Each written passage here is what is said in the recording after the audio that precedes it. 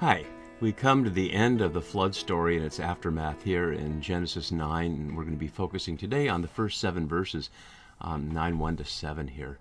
And our passage here is a poignant one. It recognizes that God's original plan of creation, whether expressed in the P version in Genesis 1 or the J or non-P version in the Garden of Eden story in Genesis 2, is being replaced.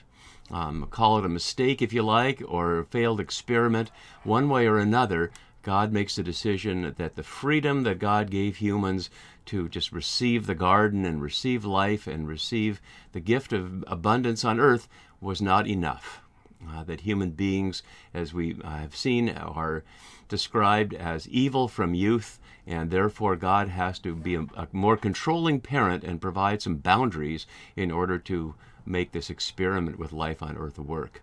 And there are many ways to look at that, and I'm going to look at it a couple of ways, exploring some of the work of some scholars who I found helpful. I'll bring up just for the moment a couple whose thoughts inspired me to work in this passage. One from Ryan Patrick McLaughlin here, A Meatless Dominion, Genesis 1 and the Idea of Vegetarianism, and another here from Marilyn Clark, A Flood of Justice, the Scope of Justice and the Flood Narrative.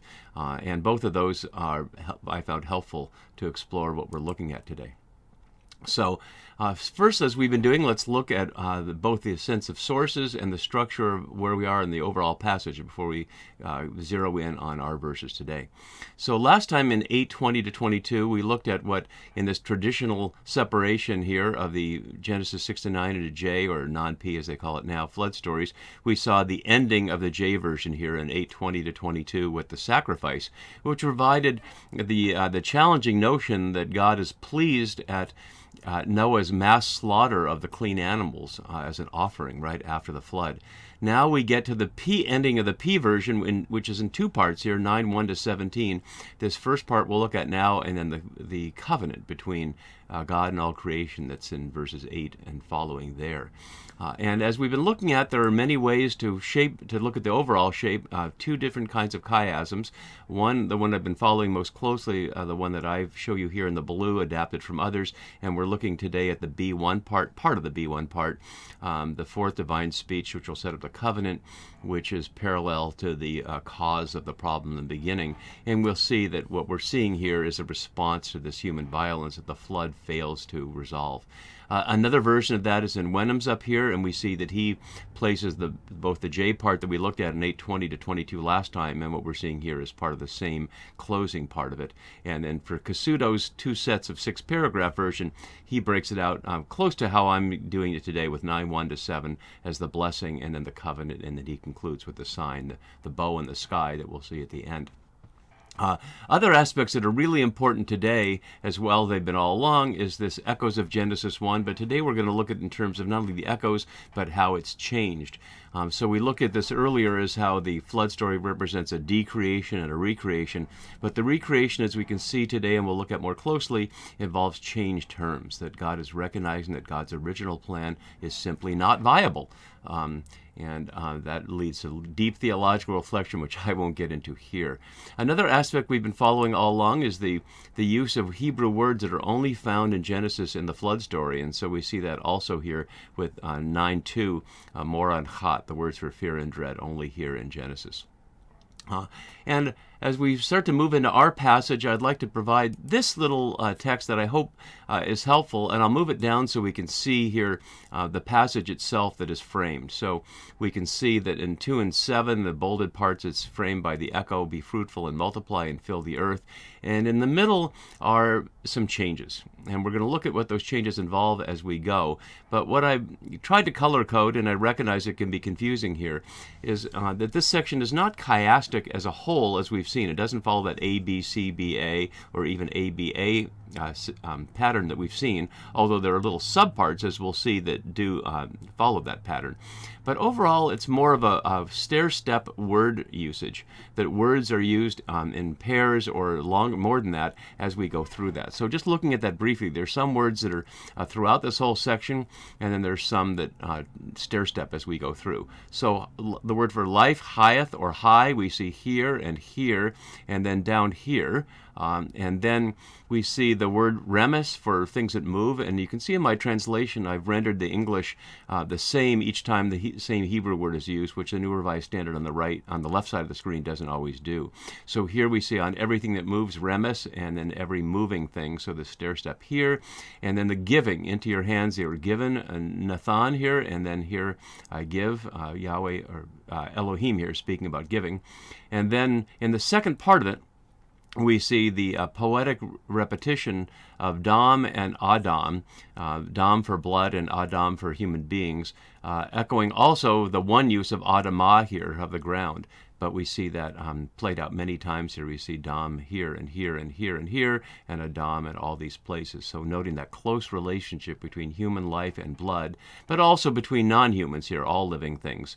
And then the echo also of two limitations. Odd here translated as surely or only in some places as a condition, and then also the echoing here of shed. And this verse is a perfect chiasm in Hebrew, as we'll look at in a minute. So that's some of the structure of it, and one aspect I'll bring up now, and we'll see how this plays out as we go, is this change, these sets of changes. So in the original plan in Genesis 2, God intended for humans to eat from the trees, whether that's fruit or bark or leaves, wasn't specified, and the Midrash plays with that as well. We might assume it's fruit, but that's not the only thing that can be edible on trees. Obviously, leaves can be as well, and sometimes the bark is helpful, as the people in India know from the neem tree, where the bark is antiseptic and used as a toothbrush, among other things. So that was the original plan, to eat from the trees. But as we saw in the cursed vision in chapter 3, the Adamah, the topsoil, is cursed, and agriculture will become endless work, that the man, as opposed to the woman, will be fighting with the earth for food, which will bring forth thistles and thorns. And that shifts here in this transformed vision, that humans are no longer fighting with the earth for food, but fighting with animals for food. And we'll look at that more closely with the fear and dread. So we hear nothing about agriculture here. We hear that God gave humans the green plants, but there's nothing about agriculture. Now it's going to be hunting. And speaking of that, the human-animal relationship is shifted here. So in chapter 2 in the garden, it was intimate, where God brought all the animals to the Adam to name them, and they're not afraid of humans, and there's no sense of exploitation, and certainly no sense of killing. There's no change in that in the cursed vision other than the snake in particular, but that's obviously a one-off example. There's no other transformation in the human-animal relationship in the garden story. But now it's oppositional, with this fear and dread and this hierarchy that now is presented between humans on top and animals trying to stay away from them. And then finally, this consequence of human violence against other humans. It's not named in the original vision. Perhaps God did not expect that humans would be violent.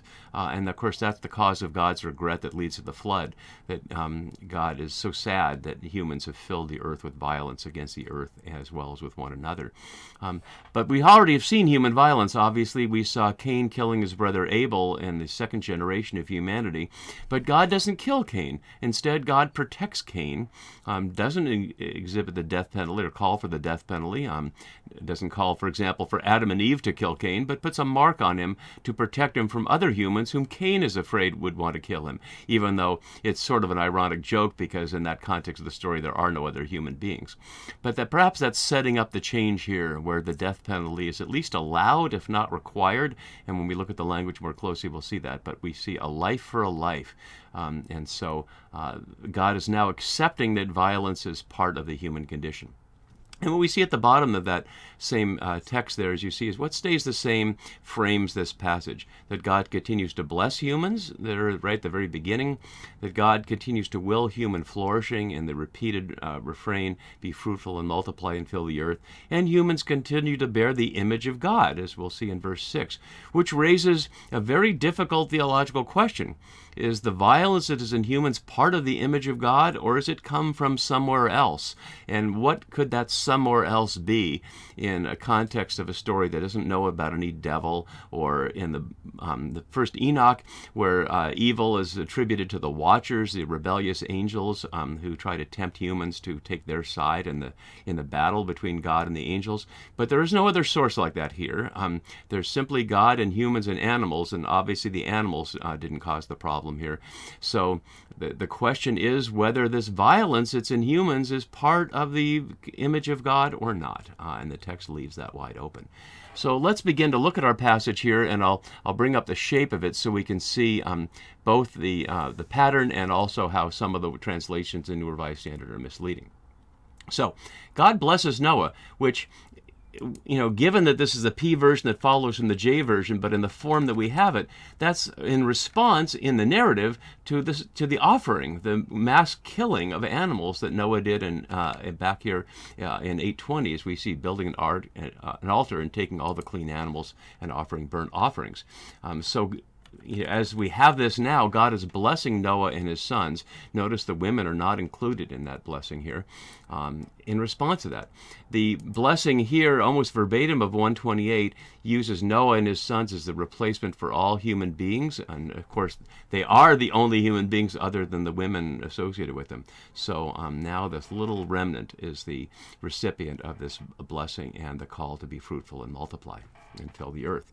But verse 2 comes as a shock, and many commentators have noted that, as Clark, whose work I just referenced here, notes here.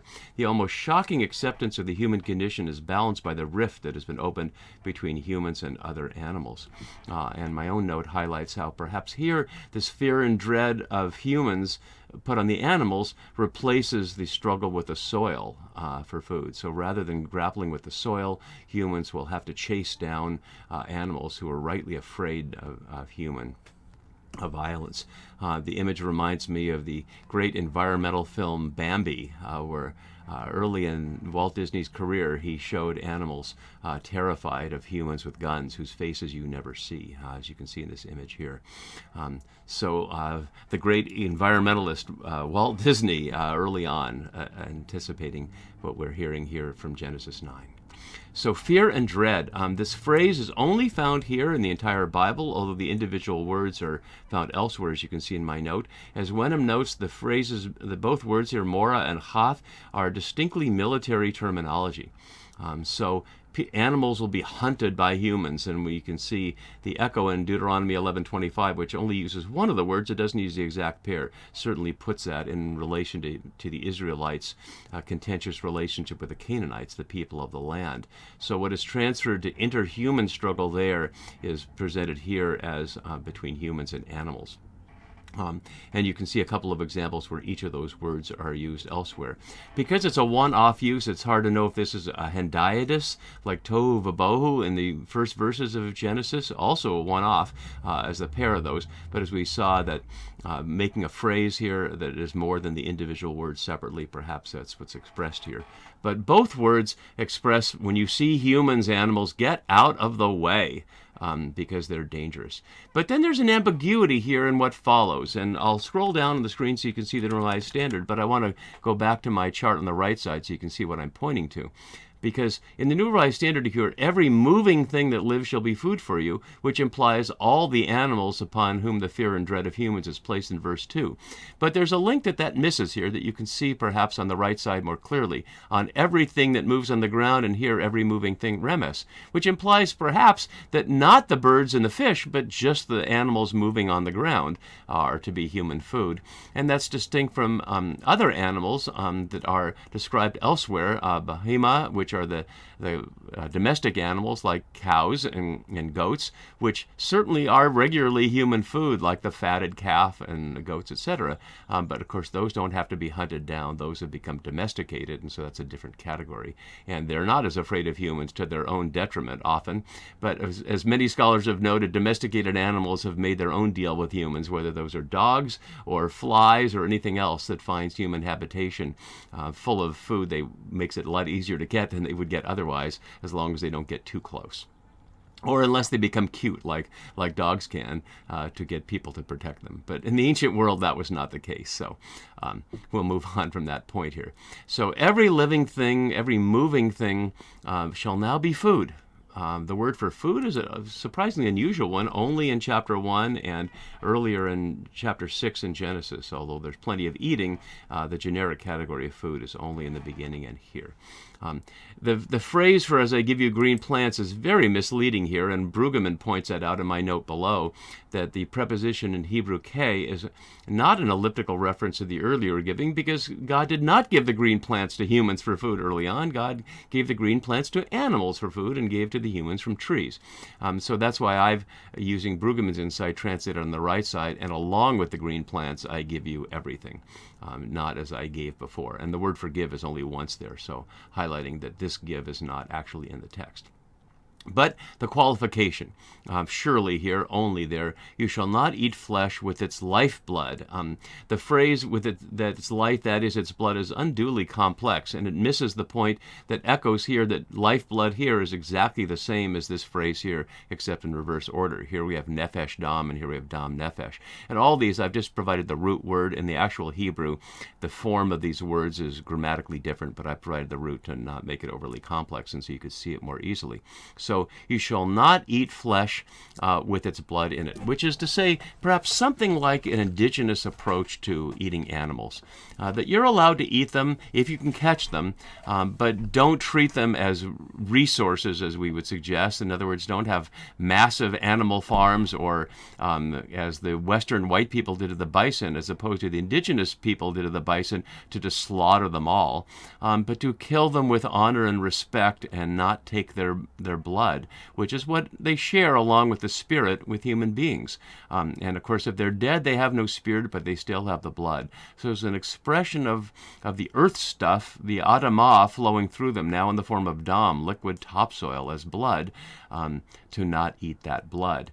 And then that shifts the theme here. So I hadn't noted this, but I will now, that this section, as I'm seeing it, is divided into human relationships with non-human beings, and we've just seen this new hierarchy set up, and then relationships among all human beings, starting with humans, but then all living things, and returning to humans as well. And the translation in verse 5, again, is misleading, so I've tried to render this more literally so you can hear it. Because "I will surely require a reckoning" is more words than we hear, and it isn't even symmetrical in the English and the New Revised Standard as it is completely symmetrical in the Hebrew. So let's look at the version on my right side. Perhaps you can hear that better. So "surely for your lifeblood, dam nefesh, I will seek from your hand, and from everything living I will seek from your hand, and from human beings, each one for the blood of a brother man, I will seek from your hand." For human life. I note also that here we have simply another, and even Westermann, who's not a literary critic and doesn't often note these things, says not just the colorless another, but carries the full meaning of brother. But more than that, there's ish in there, which is an unusual aspect here, since humans are otherwise referred to as Adam throughout this section. So you can see the ish hev here, the brother man, that is a unique place here, highlighting this intimacy between human beings. So not just another, but your fellow brother man. Gender specific there, perhaps suggesting that it's more of a male aspect to be violent that way, whether that's because of strength or because of male formation into warrior cultures or not, but either way it's attributed to males specifically here. And so as a result of that, there's a reckoning of some kind. But it's ambiguous here whether God is requiring the death penalty in verse 6 or simply allowing it here. So let's look here. We see in the New Revised Standard, "Whoever sheds the blood of a human, by a human shall that person's blood be shed," capturing pretty well the exact chiasm we see here. So these three Hebrew words in exact reverse order is what forms these here. But the question is whether it's required or not. Is it simply a statement of fact that if humans shed the blood of other humans, there will be more bloodshed? Or is it, like we see in later legal texts, a sense of an eye for an eye, a tooth for a tooth, not a requirement, but a limitation? So not a mandate for the death penalty, but a recognition that both that human violence will beget more human violence, but it must be limited to one for one, and not that one act of human violence, like in the Lamech thing, should be expanded sevenfold back in Genesis 4. So a limitation on the cycle of violence, but an acceptance that violence is going to happen, contrary to God's great desire that humans would live nonviolently with nonviolent animals, and that life on earth would be nonviolent. Because recall that all animals were given plants for food in the beginning as well, and now we see that animals be expected to be responsible to God as well for the blood, for the life that they take from other animals and for their blood. And yet, this is all summarized as in the image of God that God made humankind. And finally, to be fruitful and multiply and abound, framing this whole passage. So I don't want to get too homiletic on this, but however you take this passage, it offers profound questions about God's power over human life, God's power over creation, and the state we're in. As many scholars have noted, to read the flood story in a time of climate change and species loss means we really have to take account of human responsibility of not staying within the bounds, not just living nonviolently, which we obviously don't do as a species, but not even staying with the bounds of treating other non-human creation with modest respect, being willing to kill them just for food, but not slaughter them and turn them into commodities, but also toward fellow humans, to treat each other with a dignity and respect that honors the image of God in one another. So how we do that, I'm not going to try to say, but this text offers us the invitation to reflect on a God who desires us to be fruitful and multiply and abound on the earth, and to live in peace with one another and with all creation. Something that, as we hear in the New Testament text of Romans 8, as Paul puts it, all creation is groaning to be set free from this bondage to human control that we see placed here. And perhaps in some eschatological moment that will happen. But in the Genesis world that will follow this, God is accepting the fact that violence is built in, and we'll have to have some other strategy for how to maintain peace. And that's what we'll see as we continue with the stories after this. See you next time. Take care. Bye-bye.